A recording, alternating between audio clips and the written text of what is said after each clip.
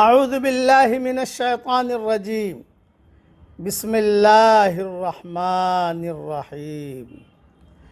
سورہ توبہ کی ایک آیت پڑھ رہا ہوں، آیت نمبر 67۔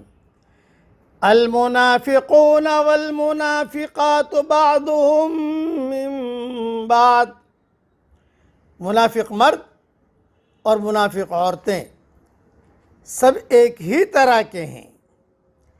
یأمرون بالمنکر وینہون عن المعروف ویقبضون ایدیہم، وہ برائی کا حکم دیتے ہیں اور بھلائی سے منع کرتے ہیں اور اپنے ہاتھوں کو بند رکھتے ہیں۔ نسوا اللہ فنسیہم، انہوں نے اللہ کو بھلا دیا تو اللہ نے بھی ان کو بھلا دیا۔ ان المنافقین هم الفاسقون، بے شک منافقین بہت نافرمان ہیں۔ اب تشریح سنیے۔ منافق کی قلبی دلچسپیاں دیندار کے مقابلے میں دنیا داروں سے زیادہ وابستہ ہوتی ہیں۔ منافق کا مطلب کیا؟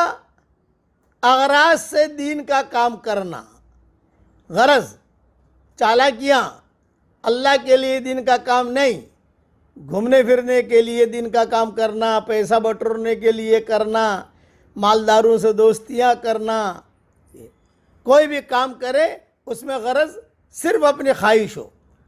پہلے لوگوں کو اللہ نے جاہ و مال دیا تو انہوں نے اس سے فخر اور گھمنڈ اور بے حسی کی غذا لی، تاہم بعد والوں نے ان کے انجام سے کوئی سبق نہیں سیکھا۔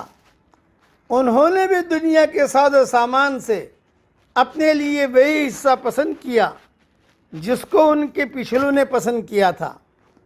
یہی ہر دور میں عام آدمی کا حال رہا ہے کہ وہ حق کے تقاضوں کو کوئی اہمیت نہیں دیتا۔ مال اور اولاد کے تقاضے ہی اس کے نزدیک سب سے بڑی چیز ہوتے ہیں۔ منافق کا حال بھی باعتبار حقیقت یہی ہوتا ہے۔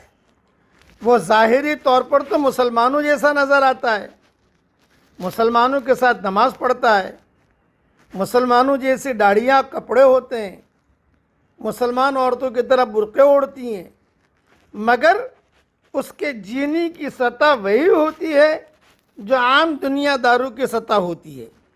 اس کا نتیجہ یہ ہوتا ہے کہ بعض نمائشی اعمال کو چھوڑ کر حقیقی زندگی میں وہ ویسا ہی ہوتا ہے جیسے عام دنیا دار ہوتے ہیں۔ منافق کی قلبی دلچسپیاں دیندار کے مقابلے میں دنیا داروں سے زیادہ وابستہ ہوتی ہیں۔ ہم اجتماعات میں جاتے تھے، میں میری بات بتا رہا ہوں، سب جگہ پروگرام میں جاتے تھے تو کچھ لوگ بیان میں تو بیٹھتے نہیں تھے، لیکن جو سیٹھیاں آتے تھے ان سے دوستیاں کرتے تھے۔ یہ تو میرے ساتھ قصہ ہوا ہے کہ لوگ مجھے بلاتے تھے، میں جاتا تھا تو ایک آدمی نے کہا آپ کے یہاں آنے سے فلاں آدمی نے 75 لاکھ روپیہ جمع کیا۔ میں نے کہا بھی میرے آنے سے کیسے جمع کیا؟ بولے آپ کے آنے سے سارے سیٹھیاں آئے، آپ نہیں آتے تو یہ سیٹھیاں نہیں آتے۔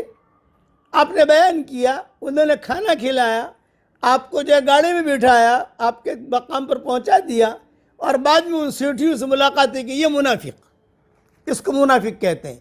ایک قصہ میرے ساتھ نہیں ہوا ہے، میرے ساتھ درجنوں قصے ہوئے ہیں اس قسم کے۔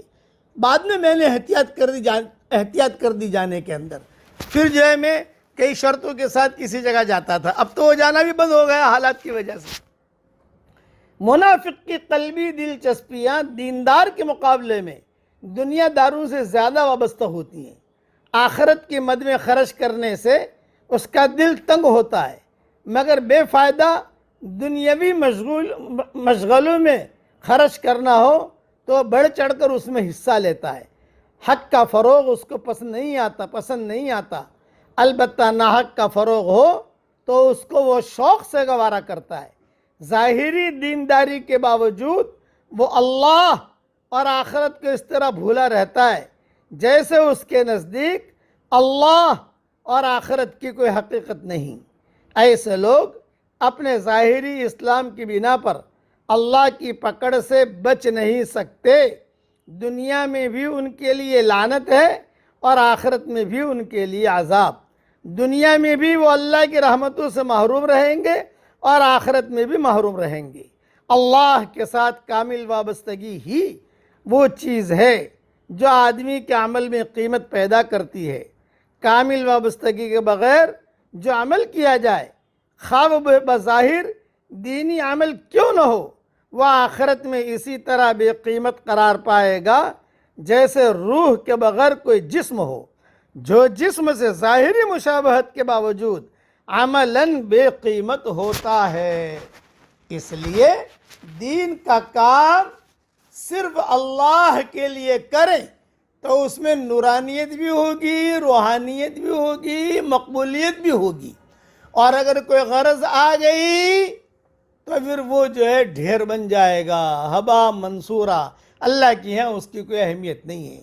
اللہ تعالی ہمیں دین کا کام اخلاص کے ساتھ کرنے کی توفیق عطا فرمائے۔ آمین۔ وآخر دعوانا ان الحمدللہ رب العالمین۔